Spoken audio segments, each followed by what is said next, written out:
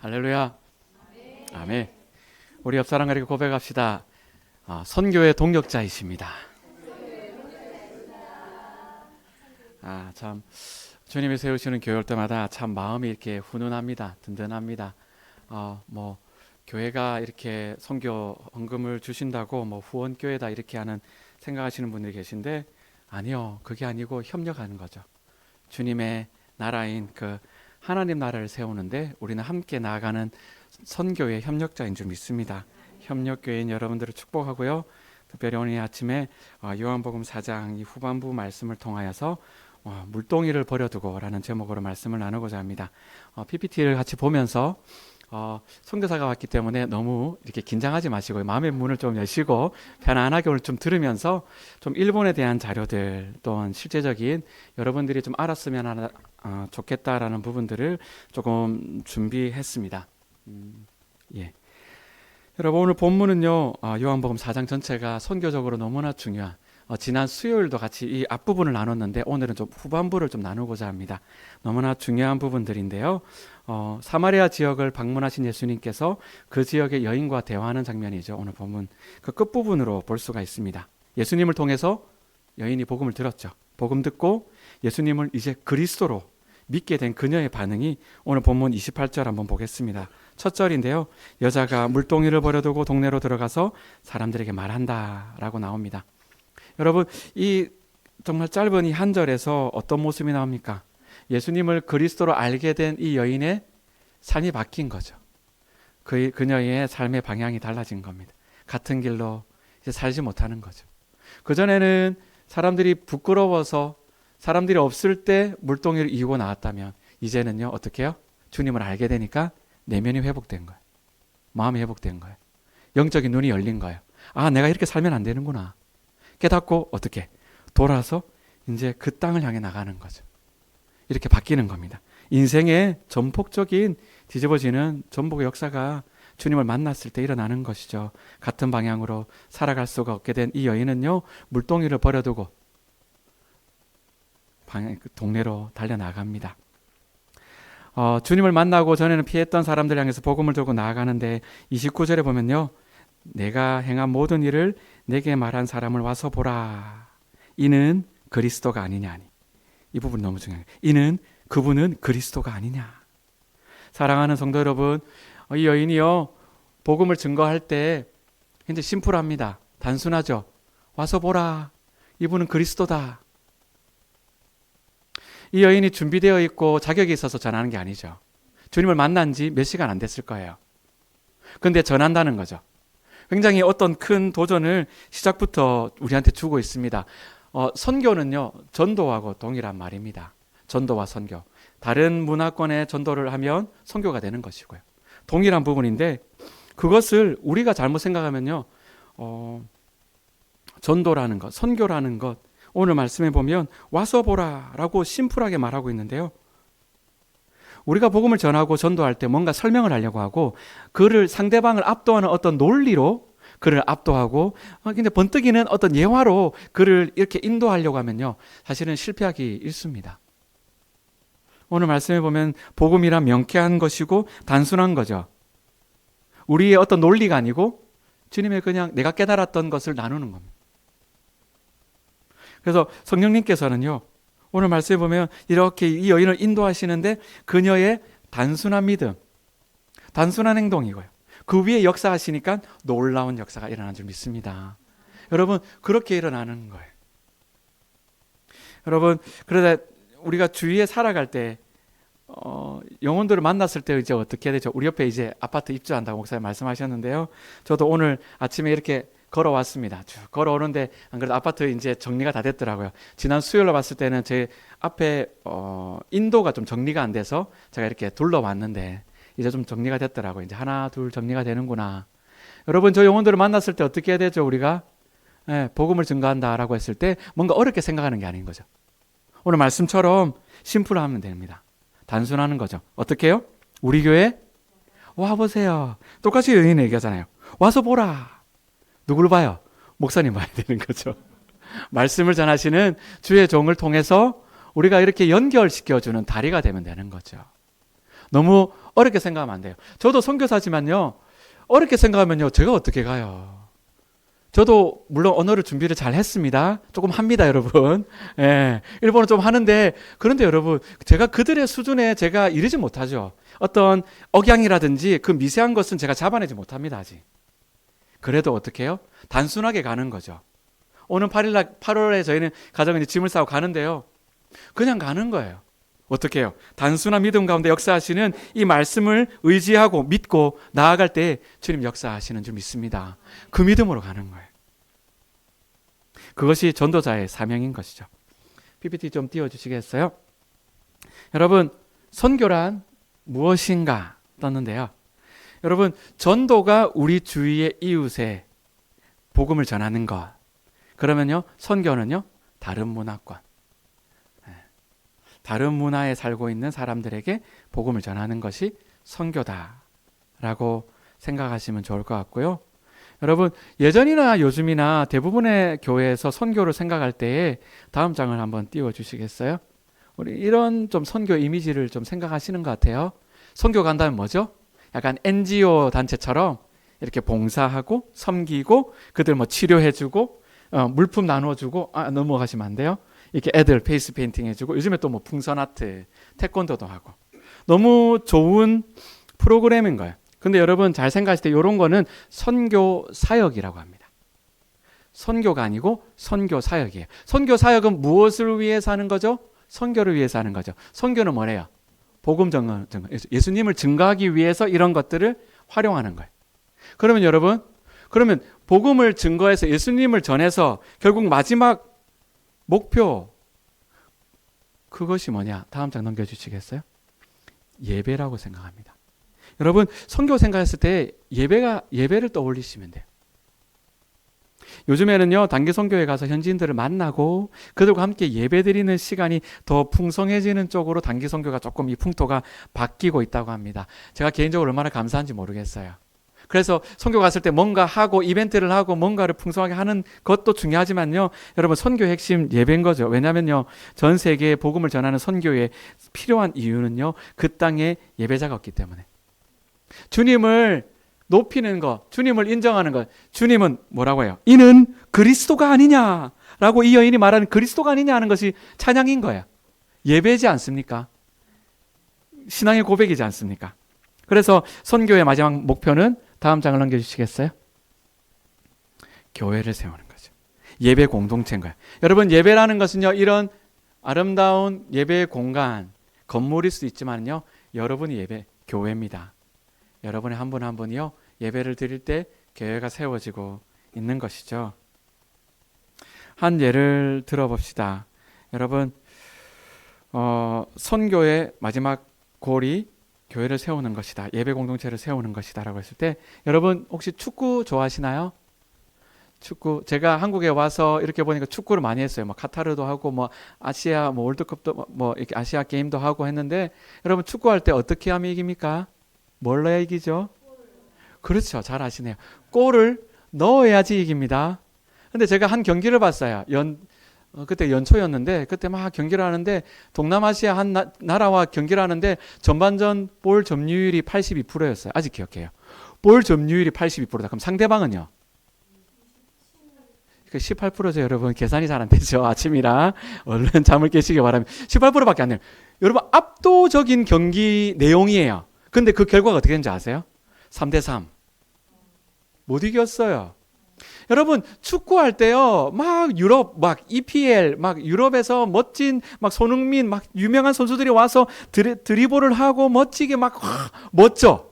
근데 골을 못 넣었어. 그러면 못 이기는 거예요. 그래서 제가 선교를 생각했을 때 일본 선교를 딱 바라봤을 때 뭐가 세워져야 된다? 예배 공동체. 예배 공동체. 여러분들 같이 이렇게 주님을 높이고 오늘 얼마나 좋아요. 여호수아 본받아. 이런 예배의 공동체를 꿈꿔야 되는 거예요. 그랬을 때 골을 넣었다. 이제 뭔가가 승산이 보이는 겁니다. 여러분 그렇게 생각하시면 너무 좋을 것 같아요. 네, 다음 장을 넘겨주시겠어요? 여러분 앞에 사진 작년에 제가 와서도 여러분 사진을 보여드린 것 같아요. 여러분 이 사진을 딱 봤을 때 특별히 우리 어르신들께서는 이 사진 딱 보면 조금 표정이 조금 어두워지는 분도 없지 않아 있습니다. 여러분 이 사진 보면 어떤 마음이 드세요? 생각이 드세요? 일본, 참 좋다. 요즘에 엔저가 되어서 일본 여행을 많이 가신다고 합니다. 근데 여러분 참 가깝고도 먼 나라인 것 같아요. 그래서 제가 수영로교회 사역을 할 때 이제 사역을 마무리하고 이제 선교 가겠습니다. 담임 목사님께 허락을 받고 이제 주위의 목사님들께 얘기했어요. 저 이제 선교 갑니다. 그러니까 어떤 목사님들께서 어느 나라 가요? 그러니까 일본이요. 하니까 왜 가는데? 분위기가요. 아니 선교하러 가는데 근데 좋았어요 분명히. 선교 어디 가는데? 일본 하니까 분위기가 바뀌어. 무슨 말입니까? 일본 별로 마음에 안 들어간다. 탐탁지 않다는 거예요. 왜요? 선교라는 이미지는요. 저 밀림, 아프리카, 못 살고 아까 그 사진처럼 그런 데 가서 뭔가 나누어주고 고쳐주고 해야 되는데 일본은요. 저런 거 잘 안 받거든요. 해주면 오히려 약간 기분 나빠하는 사람들도 간혹 있어요. 왜? 우리가 거지냐? 우리가 못 사냐? 우리보다 좀 그런 나라 한국에서 왔다는데 뭘? 왜? 그분들 그래서 좀 별로 안 좋아하거든. 그러니까 이게 민족적인 어떤 감정과 연결되어서 일본 간다니까 별로 마음에 안 든다는. 그런데 여러분 오늘 본문 말씀에도요 동일하게 쓰여져 있듯이 요한복음 4장에서 예수님이 유대인이시죠. 유대인인 사마리아 거기 안 갑니다. 혹시 지나더라도 빨리 지나가 버려요. 왕래를 안 하는 거예요. 그래서 수요일날 말씀드렸죠. 그들과 뭡니까? 사마리아인은 상종하지 아니한다. 같이 쓰지 음식물 그릇을 같이 쓰지 않는다. 무슨 말? 식탁 교제를 안 한다는 말이에요. 근데 예수님이 어디로 가셨어요? 사마리아를 통과하여야겠는지라 가시잖아요. 그리고 요나는요 니느웨를 향해 간 거죠. 우리는 기억해야 되는 거예요. 선교에서 중요한 것은 우리의 마음과 생각, 태도가 아니라 누구의 마음이다? 하나님 아버지의 마음이다. 선교지를 고를 수 있었으면 제가 일본을 골랐을까요? 가끔씩 고민을 해요. 주님이 인도하셨으니까 가는 거죠. 여러분 오늘 일본이 왜 선교지인가 몇 가지 좀 자료를 준비했어요. 지난 수요일 날 와서 우리 사역자님들과 같이 교제하는 가운데 사실 우리가 잘 일본을 모르더라고요. 인정하십니까 여러분? 일본 알죠? 스시도 있고 우동도 있고. 여러분 그런 거 말고요. 일본을 좀 미워하고 조금 괘씸히 생각하는 분도 계실지 모르나 그러나 정작 좋아하는 분이든 별로 탐탁지 않게 생각하는 분이든 일본을 잘 모른다는 것이죠. 몇 가지 조금 자료를 준비했는데요. 다음 장을 넘겨주시면 퀴즈 하나 내겠습니다. 여러분. 일본은 땡이다. 한 글자예요. 일본은 역시 수준이 높습니다. 주님이 세우시는 교회. 어느 교회 갔더니 일본은 어떤 분이에요? 뒤에서 적이다. 제가 말씀드렸죠, 여러분. 생각보다 별로 탐탁지 않다니까요. 그때 아이가 한 명 있었는데요. 아이가 하는 말이 똥이다. 야, 이놈이. 여러분, 이 PPT를 준비한 다음에 저희 아이들하고 한번 PPT를 보여주면서 얘들아, 이거 뭘까? 하니까 막 그런 얘기를 하는 거예요. 좋지 않게 막 이렇게. 저희 아이들도 뭐지? 이런데 쉽게 섬을 못 떠올리는데 여러분 역시 수준이 높습니다. 다음 장을 넘겨주시겠어요? 여러분 일본은요 크게 4개의 섬이 있어요. 크게 4개고요. 원래 작년에 그 일본 정부에서 섬을 개수를 다 셌대요. 그러니까 14,125개. 근데 그 중에서 이제 큰 걸로 추린 거예요. 여러분 오늘 요거 외워두시면 괜찮아요. 다른 분한테 일본 4개 큰 섬 뭔지 아나? 혼슈, 홋카이도, 큐슈, 시코쿠. 뭐 이렇게 하면 되는데 뭐 다 큐 할 때 저기 구자고요. 시코쿠 할 때 사조. 그러니까 저기 옛날에는 어떻게 보면 전국 시대가 있었거든요. 일본도. 전국 시대에 4개의 아마 큰 그런 소위 말해 성들이 있었던 것 같아요. 저기는 9개의 성이 있었던 것 같아요. 그래서 혼슈는 뭐예요? 우리가 본도라고 보통 부르는 그 가장 큰 혼슈는 제일 큰 도쿄가 포함 오사카 포함한 제일 큰 섬이고 위에는 홋카이도부터 밑에는 큐슈까지 있다. 뭐 제일 밑에 오키나와 있긴 한데 너무 작기 때문에 큰 섬 4개는 이렇게 있다. 시험은 안 치겠습니다, 여러분. 다음 장 넘겨주시기 바랍니다. 한번 비교를 한번 해봤어요.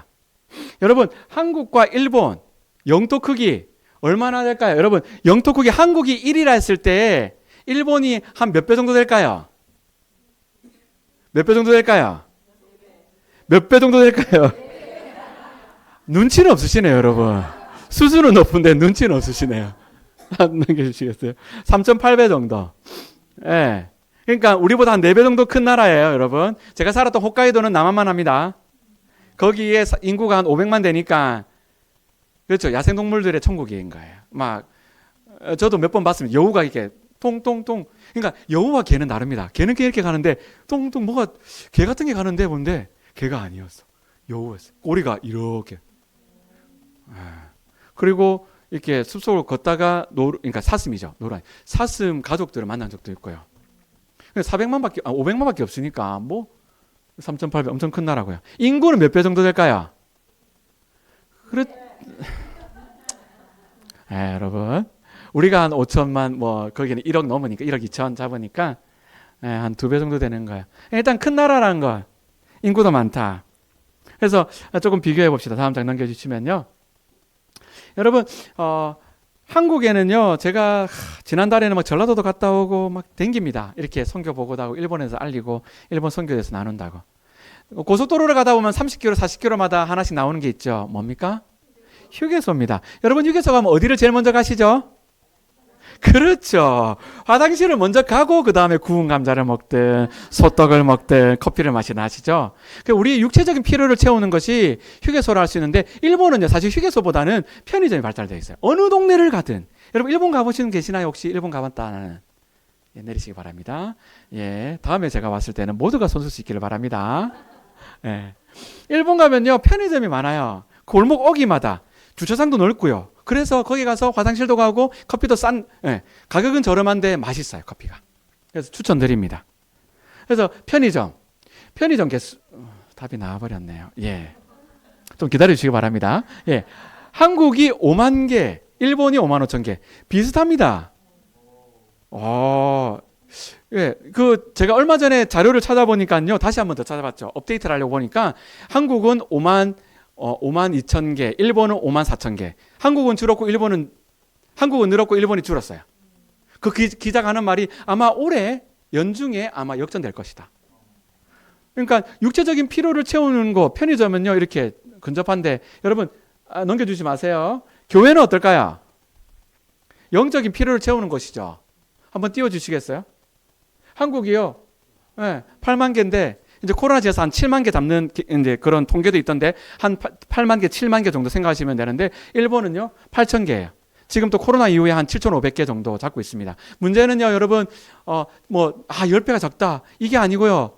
저기에서 7,500개 정도 되는 교회에서 1,000개 정도 되는 교회가 사역자가 없어요. 그러니까 어찌 되냐면 한 목사님이 순회를 하는 거예요. 제가 아는 한 목사님도 일본을 섬기시는데요. 예전에 제가 알 때는 그 3개 교회를 섬기셨대요. 한 개 교회를 주로 매주 섬기면서 나중에 나머지 2개 교회, 3개 교회가 이제 뭐 원래라든지 뭐 당회라든지 회의가 있을 때 한번 순회를 하는 거예요. 한 달이나 2달에 한 번씩. 그뿐만 아니고 목회자들의 연령도 평균 연령도 너무나 높고요. 인구 분포를 한번 제가 준비했어요. 여러분, 일본에 가장 큰 2 종교가 있습니다. 보이시죠? 가장 주된 인구의 퍼센테이지를 차지하는 주된 종교가 2가지 있는데 띄워주시겠어요? 하나는 신도고요. 하나는 불교입니다. 여러분 신도를 믿는 사람들은 저기 아시죠? 신사에 가서 기도를 하고 예를 갖춥니다. 그리고 불교를 믿는 사람들은 절에 가서 기도를 하고 예를 갖추는데 제가 일본에 한 4년 살다 보니까 일본 분들을 바라봤을 때 이게 퍼센테이지가요, 뭐 거의 뭐 50%, 50%죠. 이렇게 반으로 나뉘지 않더라고요. 무슨 말이냐면 이 반 정도는 신사 가서 기도하고 반 정도는 절에 가서 불교 믿고 부처를 이렇게 부처님을 이렇게 높인다. 뭐 이렇게 생각했는데 그게 아니고 인구의 합하면 몇 프로죠? 95%가 신사도 갔다가 절도 갔다 가는 거예요. 그들의 마음속에는 저 2가지 같이 있는 거예요. 그래서 저들은 이 2가지 종교를 종교로 하지 않습니다. 그냥 일본의 문화다, 자기 것이다 라고 해요. 그에 대비해서 기독교는요 서양의 것이다, 다른 나라 것이다 라고 해서 배척을 하기도 하고요. 그런데 그래서 아이가 태어나면 신사 가서 우리로 치자면 아이 등록을 합니다. 저희도 단기 선교를 작년에 제가 한 팀을 모시고 갔는데 가니까 아이를 진짜 갓난아이에 예쁘게 꾸몄고 데리고 왔더라고요. 오면 뭐 하느냐? 기도 제목도 적고 같이 가족 사진도 찍고 그렇게 해요. 그 사람이 죽으면 어디로 갈까요? 절에 가는 거예요. 그래서 사람의 그 돌아가신 분의 위패를 절에 모십니다. 그러니까 인생의 시작과 끝이 신도와 불교로 그냥 포함되어 있는 거예요. 95% 아니요. 그 다음 노란색은 어디냐면요. 넘겨주시면요. 기타 4%예요. 그러면 불신자, 미신자가 몇 프로인가요? 99%예요. 한 장 더 넘겨주시겠어요? 예. 기독교가 1%인데 여러분 여기서 기독교가 1%라는 것은 그냥 기독교가 1%가 아니고 가톨릭 포함, 개신교 포함, 이단 포함 뭐 오만 이상한 이단들이 있어요. 한국에. 일본에. 다 포함해서 1%. 그러면 온전히 기독교는 우리가 치자면 개신교는 0.3%, 4%. 1000명 중에 한 3, 4명이 있는 거예요. 별로 안 놀라시네요, 여러분. 놀라주셔야 되는데 저희 아들이 학교에 갔어요. 한 3, 400명, 4, 500명 좀 있는 학교였는데 갔더니 크리스천이 있다 없다? 없는 거예요. 저희 아이들이 3명이니까 이제는 거기는 퍼센테이지 벌써 충전된 거예요. 없는 거죠. 그래서 이 99%가 잘 몰라요. 기독교에 대해서. 왜냐하면 십자가도 거의 안 보이고요. 그래서 크리스마스도 빨간 날이 아닙니다. 출근 다 하고 집에 와서 저녁에 치킨 먹는 날. 크리스마스 때는 KFC가 영업을 안 해요, 여러분. 참고하시기 바랍니다. 왜냐하면 예약한 사람들이 치킨만 가져갈 수 있게끔. 그만큼 장사가 된다는 거예요. 그 하루 장사 안 해도 예약한 사람이 어마어마한 거예요. 그 자기의 것으로 만든 거예요. 나중에 책이 나올 텐데 앤드류 셔커는 그 침묵이라는 책에서 일본을 거기에 나오는 장면에서 일본을 늪이다라고 표현하고 있거든요. 그 모든 것을 다 좋은 것을 해서 일본화 시켜버리는 게 일본인 거예요. 크리스마스 연말에 좋잖아요. 반짝반짝거리고. 그러니까 그걸 들고 오는데 예수님 크리스마스 뭐 그런 성탄절 없어요. 그냥 치킨으로 대치시켜버려요. 다음 장 넘겨주시겠어요? 작년 8월 안식으로 한국 입국한 뒤 일본 역사와 문화 그리고 사회에 대해서 여러 책들을 자료들을 보면서 일본에 대해서 다시 한번 제가 공부할 수 있게 되었습니다. 한국보다 대략 300년 가까이 250년 정도 복음이 빨리 전해진 이 일본 땅에 제가 질문이 하나 생기더라고요. 왜 이렇게 일본에 교회는 작고 성도들도 작고 목사님 뭐 수요 예배 성도들 작다는데 아니요. 저는 막 주여 하면서 그날 너무 은혜 받았습니다. 왜냐면요. 진짜 10명 넘어가면 이제 대형교회 이제 일본에서는. 지금 여러분들은요. 일본에 오시면 그대로 오시면요. 대형교회인 거예요. 왜 이렇게 작은가? 왜 이렇게 약한가? 하면서 책을 다시 보면서 3가지 좀 정리할 수 있게 되었어요. 다음 장 넘겨주시겠어요? 3가지 이유. 첫 번째, 기독교 박해인 거예요. 앞서 말씀드린 앤드류 셔커의 침묵이라는 책을 제가 요즘에 다시 보고 있습니다. 얼마나 철저하게 그 250년 우리 잘 아는 도요토미 히데요시 임진왜란 일으켰죠. 그렇게 하면서 자신의 왕권이 아니죠. 뭐 자신의 그렇죠. 막부 정권을 더 공고히 하기 위해서 딱 보니까 크리스천들이 잘 말을 안 듣네. 예수님을 주라고 하네. 처음에는 호의적이었어요. 근데 보니까 말을 안 듣네. 바꿨어요. 노선을 바꿨어요. 그러면서 박해하기 시작하는데 철저하게 박해하고 완전히 씨를 말려버리게. 그러면서 그 다음에 이어온 도쿠가와 이에야스도요. 그 도쿠가와 이에야스의 그 자녀들이 이제 쫙 250년 동안 하는데 여러분 그 들어보셨나요? 북한에서 뭐 5가구 1호제라고 해서 서로 감시하면서 막 그렇게 하는 거. 사실 제가 이번에 역사 공부하면서 알게 된 게 그게 공산당들이 한 게 아니고요. 일본에서 시작된 거예요. 그들이요. 그 옛날에 그 17세기에 그런 식으로 크리스천들을 뽑아낸 거예요. 서로 감시하게 하는 거예요. 그래서 마을에는 벽도 못 쌓게 하는 거예요. 왜요? 수상한 짓 하면 이렇게 문만 열면 볼 수 있게끔 옆집을 서로 감시하게끔 그렇게 만들어 놓은 거예요. 그러면서 크리스천들이 나왔다. 다음 장 넘겨주시겠어요? 박해라는 거예요. 수장을 시키고 화형을 시키고 이거는 뭐 거꾸로 매달리기라고 하는데 이 귀 뒤에 저 잘 모르겠습니다. 뭐 동맥이 흐르고 있다는데 여기에서 칼집을 착 내고 거꾸로 묶으면 피가 어디로 몰리겠어요? 머리로 몰리죠? 그럼 피가 똑똑똑 떨어지면서 서서히 죽게끔 만드는 거예요. 그러면서 매일 저녁마다 물어보는 거예요. 너 배교할래? 그러니까 배교를 시키는 거예요. 특히 신부들을. 그러면서 신부가 배교하면 그 영향력이 엄청나겠죠. 그러면서 다시금 신부가 배교했다면서 이렇게 선전하고 철저하게 하니까, 그러니까 크리스천을 믿는 거는 뭐다? 그들의 마음속에 우리 일본스러운 거 아닌 거, 특히 서양에서 온 거는 믿으면 박해받고 완전히 나라를 등지는 거고 이런 식으로 핍박받는 거다라는 그런 역사적인 아픔들이 있는 거예요. 기억이 있는 거예요. 뿐만 아니고 일본은요, 일본스럽다. 신도와 불교. 근데 서양의 것이다. 다른 것이라고 믿는 거죠.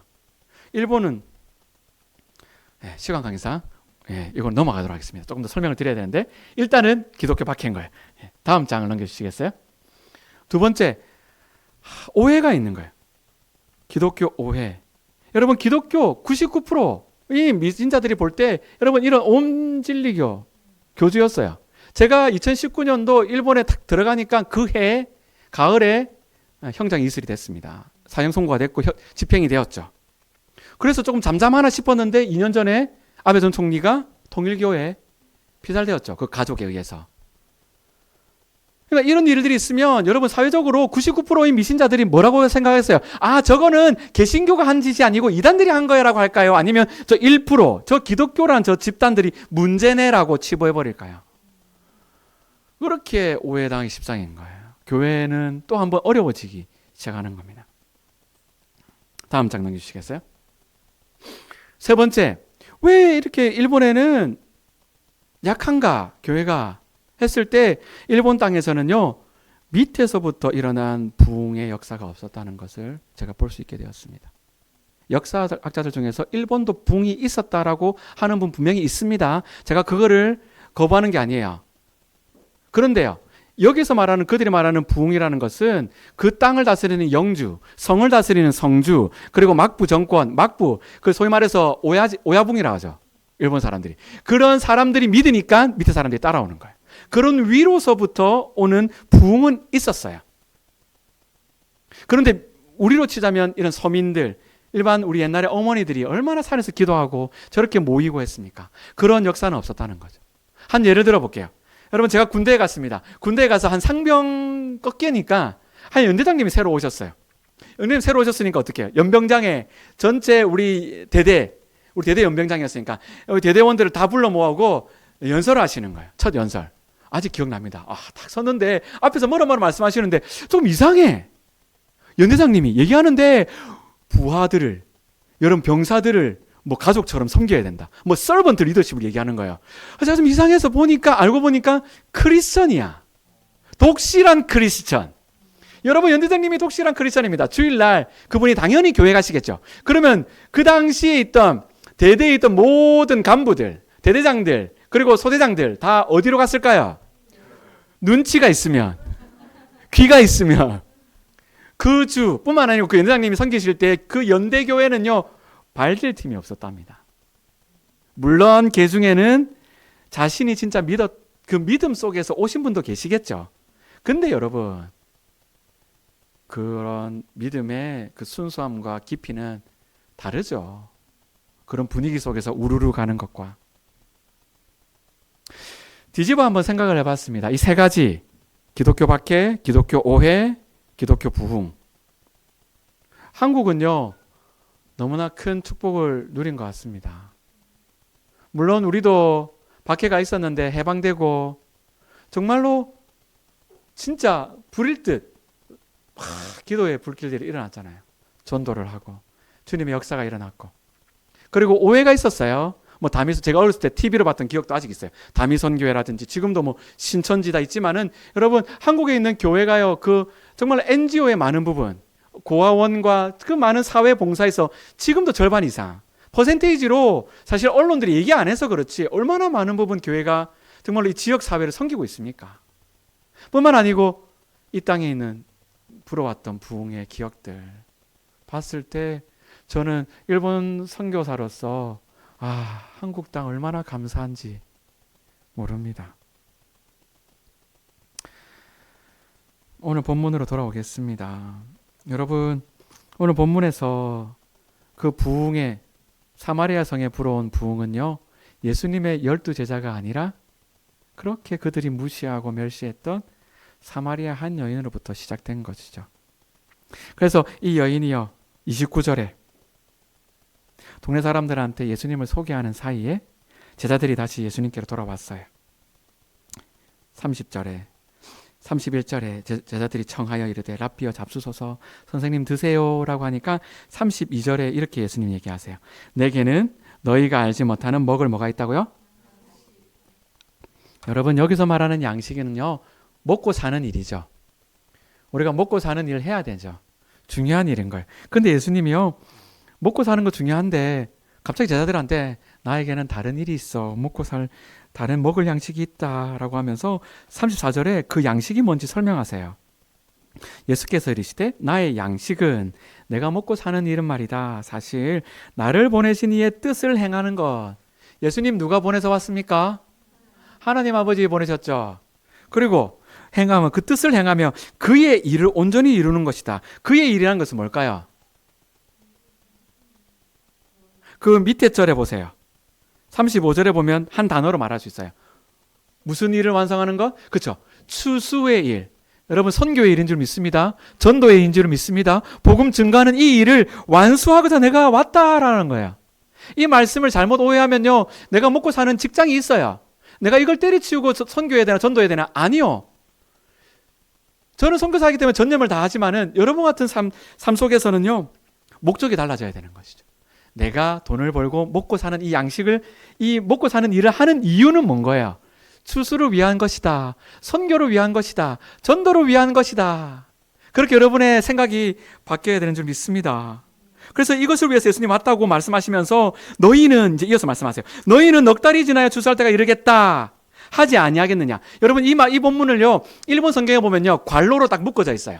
인용구라는 거예요. 무슨 말이냐면요, 유대인들의 그 사회 안에서 이런 속담이 있다는 거예요. 넉 달이 지나야 추수 때다라는 말인 거예요. 우리는 괄호가 없는데 일본은 딱 이렇게 표시가 되어 있더라고요. 무슨 말입니까? 뭐 반말은 새가 듣고 뭐 남말은 쥐가 듣고 뭐 이런 식으로 그런 속담인데 무슨 뜻인가요? 여러분, 추수 때가 어떤 때인가요? 추수는 먹을 게 많다 적다? 많다. 그래서 한가위를 떠올리시면 되죠. 그래서 옛날에 덜도 말고 더도 말고 한가위 같아라. 왜요? 잔치하는 날이니까 잔치하고 먹을 게 많아요. 근데 왜 넉 달이 지나야지 추수 때야 라고 이렇게 미룰까요?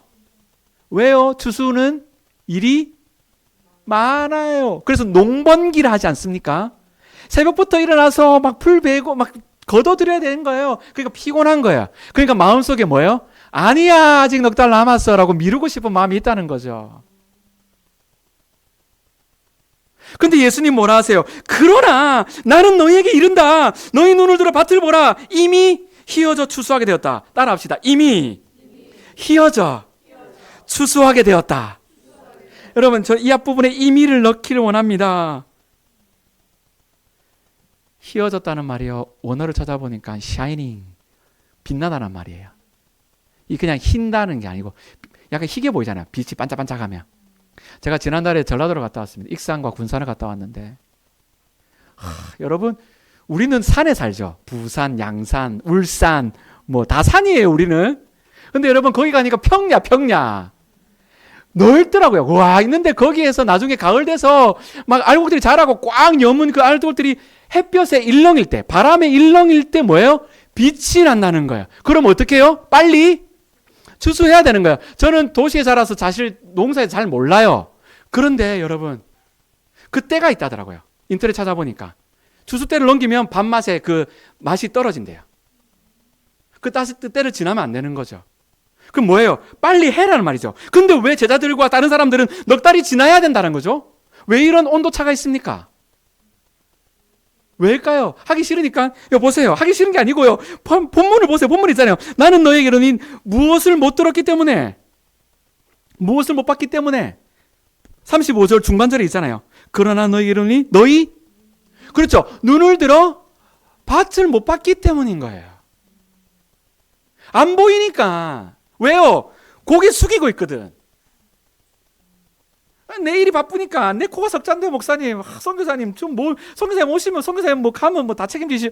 아니요. 사실 저도 고개 숙이고 막 그냥 제 일 막 사역 뭐 주님 부르셨으니까 목사하겠지 뭐 이렇게 그랬던 적이 있었는데 주님이 고개를 딱 들게 하시면서 보게 하시더라고요. 그곳이 일본이었어요. 2005년 후쿠오카부터 시작되었던 그 시간들을 통해서 하나님이 일본 그 전역을 다 둘러보게 하시면서 결국 저에게 아들아 나는 일본을 사랑한다. 여러분 그 사랑 우리 예수님 그 사랑 품고 가시는 거잖아요. 여러분 그 사랑 없으면요 우리 못 전합니다. 그냥 아파트 하나 올라가는 거예요. 그 사랑과 여러분 안에 그 마음이 있어야 돼요. 사랑이 있어야 돼요. 그 사랑 품고 나가는 거죠. 그래서 보이는 거예요. 고개가 들어지는 거예요.